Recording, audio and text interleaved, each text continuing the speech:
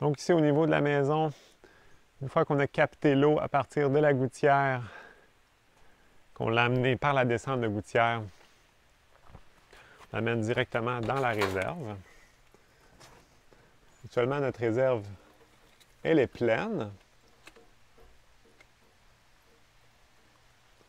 Donc c'est à cet endroit-ci que je vais venir installer la préfiltration.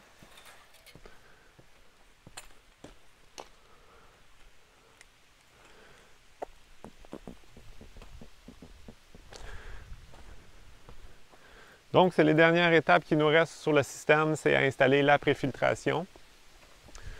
Donc, à l'intérieur du tuyau, je vais venir mettre un filtre à sédiments qui va venir enlever au fond les grosses impuretés qui passent directement à la gouttière. Il y a quand même un grillage à feuilles sur la gouttière, mais ça arrive toujours qu'il y ait des impuretés qui vont entrer à l'intérieur.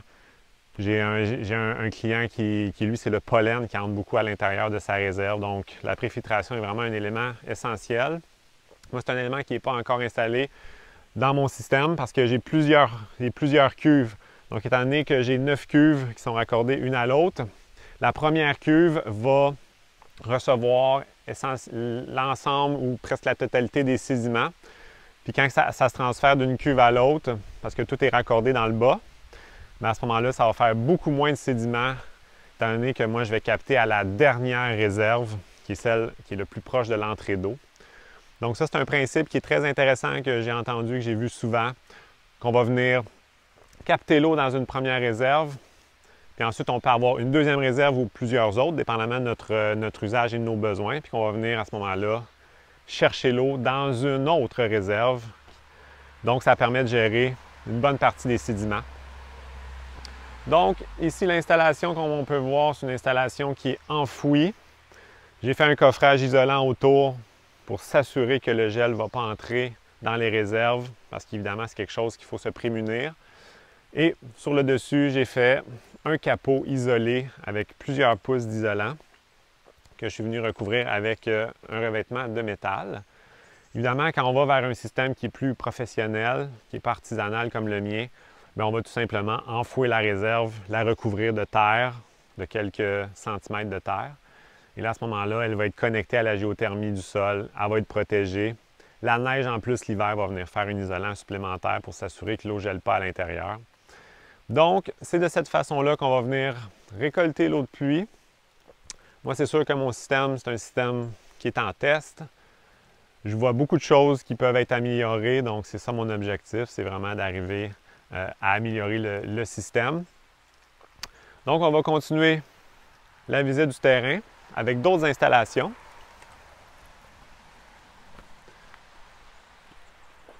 Donc, un petit peu plus bas ici au balcon,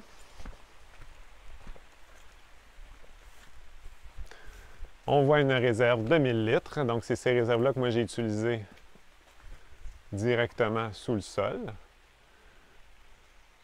Donc, cette réserve-là nous sert à arroser les jardins. Ils sont juste ici à côté. Donc, évidemment, ici, l'objectif, c'est d'avoir plusieurs jardins, avoir une autonomie alimentaire. Donc, ici, je vous montre le système de la façon qu'il est fait. On commence avec la gouttière tout en haut du balcon, puisque le balcon est étanchéifié avec une membrane et un contreplaqué. Et ce que je fais actuellement, c'est que je vais venir capter l'eau de la gouttière qui va tomber directement à partir du trou dans la première réserve. Cette réserve-là, je peux l'utiliser avec un petit robinet dans le bas, soit pour arroser directement par gravité ici. Puis, elle va accumuler aussi une partie des sédiments, parce que c'est sûr que le balcon, c'est un endroit où est-ce qu'il y a plus de sédiments, c'est un endroit où on vit, qui est un plancher où il peut y avoir des dégâts ou du sable, de la poussière qu'on monte. Donc, on va venir recueillir directement l'eau dans la première réserve. Ici, j'ai un filtre à feuilles. Un premier filtre que j'utilise pour venir enlever les feuilles, les insectes, Donc, un premier grillage avec un moustiquaire qui va me permettre de faire une préfiltration grossière. Par la suite, à partir du moment où cette réserve-là elle est pleine, il y a un tuyau sur le côté qui va venir remplir la totte qui se trouve sous le balcon. Donc ici, je vous montre. Déjà pleine, ça fait un petit bout quand même qu'il pleut à chaque jour. Donc mon trop-plein, lui, va venir se déverser sur le côté. Puis il va entrer au final dans la totte qui, elle, se trouve sous le balcon. Directement ici. Et par la suite, je peux venir l'utiliser soit par gravité ou soit même avec une pompe qui va mettre à pression avec un petit ballon pression. Donc, c'est une technique qu'on utilise pour accumuler le plus d'eau possible. Donc là, on utilise l'eau qui vient directement du balcon. Puis on est beaucoup plus proche des jardins à cet endroit-ci. Puis ça nous permet de garder l'eau de la réserve de la maison pour les usages vraiment potables, de lavage et les usages domestiques. Donc ça, c'est la deuxième installation qu'on a sur le terrain pour gérer l'eau. Ici, dans le jardin, on a un jardin qui est composé de buttes avec des sinous. Donc, on a utilisé plusieurs techniques parce qu'on voit qu'il y a une pente. Le terrain est en pente vers ce côté-là. Donc, dans le bas ici, on a creusé. On a creusé aussi une partie ici de drainage pour empêcher l'eau d'aller directement à la shed, problématique qu'on avait ici. Et là, ça me permet de recueillir cette eau-là, de l'amener dans cette zone-là où est-ce qu'on va pouvoir faire une autre production qui demande soit plus d'eau, puis qui apporte du jardin. Donc, ça nous permet d'avoir plusieurs zones de culture. Ensuite, ici, on a la shed. Puis là, je suis en train de préparer une future installation avec d'autres tottes. Je vous explique le principe. Donc ici, on est venu réutiliser un système d'aquaponie qu'on n'utilise pas. Donc plutôt que de juste le laisser traîner puis de le considérer au fond comme un déchet ou quelque chose qu'on n'utilise pas, on va venir le mettre en valeur ici en faisant 3 bacs de culture, où est-ce qu'on va venir mettre du gravier géotextile, puis après ça, on va venir mettre de la terre pour venir faire une culture, parce qu'à cet endroit-ci, le sol ne nous permet pas vraiment de planter, étant donné qu'on a de la renouée du Japon ici en proximité. Donc la renouée du Japon, quand même une problématique actuellement qu'on gère sur le terrain, qui est juste à cet endroit-là. Donc, la gouttière va venir se déverser dans la 4e totte et c'est à partir de cette réserve-là qu'on va venir alimenter les 3 bacs. Et j'ai gardé les grillages pour venir accrocher pour faire une culture un peu plus verticale.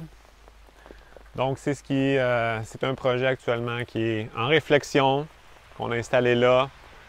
Puis comme tout principe de permaculture, on essaie d'utiliser le plus possible les éléments à petite échelle, commencer tranquillement, y aller par observation. Donc là, on raffine un peu le concept. Plutôt que de tout canner, on installe, on voit s'il n'y a pas des choses à corriger, à améliorer avant d'aménager.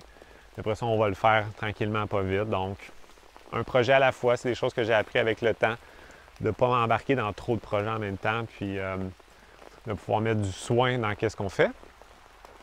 Donc ça, c'est une revalorisation d'un système qu'on avait, qu'on n'utilisait pas actuellement, et qui nous permet à ce moment-là de venir récupérer aussi une autre partie de l'eau qui tombe du toit, qui va tomber dans la première totte et venir à ce moment-là, par trop plein,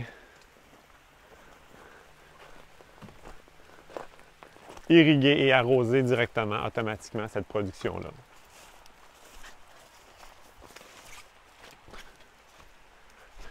Dernier élément que je veux vous montrer. Donc ici, on gère vraiment l'eau sur la totalité du terrain. C'est un des mandats, des défis qu'on s'est donné ici. Donc là, on a l'autre toiture qui est l'autre versant de la shed. On va venir recueillir cette eau-là, créer un petit bassin ici à cet endroit-là pour venir intercepter l'eau parce que pour l'instant, elle coule sur la petite rigole qu'il y a ici. Elle s'en va directement à l'étang qui est au fond complètement. Donc à cet endroit-ci, on va pouvoir aménager un autre point d'eau, faire la culture de lentilles d'eau qui va nous permettre de venir nourrir les poules. Donc le poulailler est juste à côté. Donc c'est une des stratégies actuellement que j'utilise dans ma réflexion pour avoir le plus d'eau possible, l'accumuler, la stocker le plus possible sur le terrain. Ici, on a une grande zone humide. Donc c'est tous des endroits où est-ce que je suis en observation actuellement.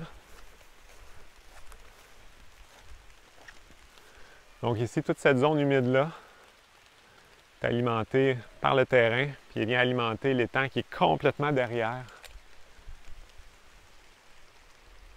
que vous allez pouvoir bien voir sur les photos. Donc, il commence à pleuvoir beaucoup. Ça a été un plaisir de vous faire un peu le tour du projet, de vous montrer les installations qu'on a à l'extérieur de la maison pour pouvoir recueillir l'eau de pluie, la gérer, l'aménager. Donc, ça fait partie du design qu'on crée ici, de gérer l'eau, de l'amener le plus possible à différents endroits pour venir permettre de venir percoler dans le sol. Il va y avoir une prochaine vidéo qui va vous montrer le système de filtration à l'intérieur pour pouvoir vraiment voir comment on vient filtrer l'eau pour pouvoir la consommer. Par la suite, la gestion des toilettes pour pouvoir économiser le plus d'eau possible et en même temps créer du sol. Je vous remercie pour votre attention et je vous souhaite un bon visionnement pour les prochaines vidéos.